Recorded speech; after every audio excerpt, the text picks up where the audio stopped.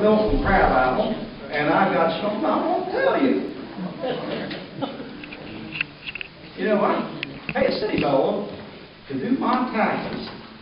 Yeah, do. Because I figure that's what I'm deduction, so I can tell you. Postman, he came out this morning and brought my W-2s, and they're taking about a third of all my money. Well, I'm just patriotic as the next guy, and you know, I like red, white, and blue, but it ain't funny, them taking all my money, and I don't know what the blue is all about.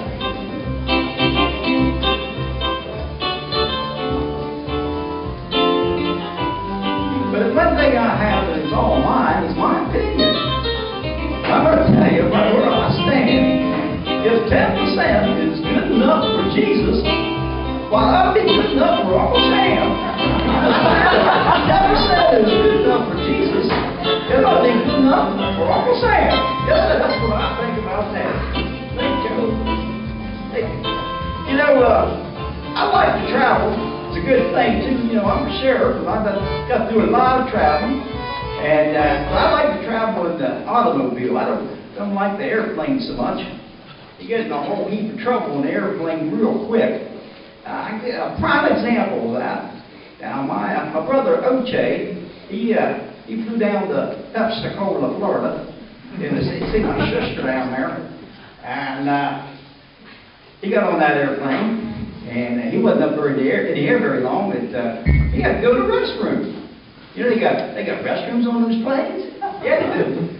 When he got in that restroom, took care of business, and he got out to leave, but there's a light flash in there that says, "Return to your seat." So he sat back down. But later, he found this light's still flashing. Well, you know, that light flashed all the way to Pensacola. Yeah, it came time for him to get off the airplane, and old Roachy, he could barely walk. You know, he's paralyzed both legs. I reckon that's what they call that there jet lag. Yeah, you know, a lot of people may not know this, but I hit the $2 million lottery there just the other week.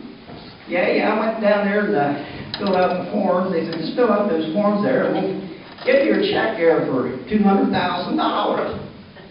I said, 200,000? No, it's supposed to be $2 million. They said, well, yeah, it's $200,000 a year each year for 10 years. That's $2 million. That's not what that said. That's not what the ticket said. When I bought it, they said $2 million. I want my $2 million. They said, well, that's just the way it is, and there's nothing you can do about it. I said, well, yeah, you watch what I can do about it. I put down my ticket. I want my dang dollar back.